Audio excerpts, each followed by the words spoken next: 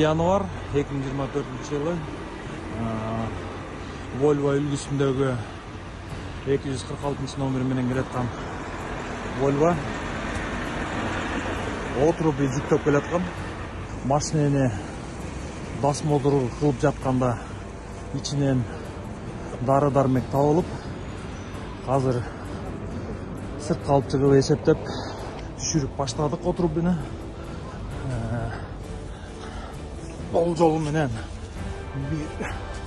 1-2 метр 3-4-6 метрден кейін коробкалар шығып баштады. 5-6 метрдей ұзындықта екен. Қазір шыққаннан кейін есептейміз, ішінде дарылар бар екен.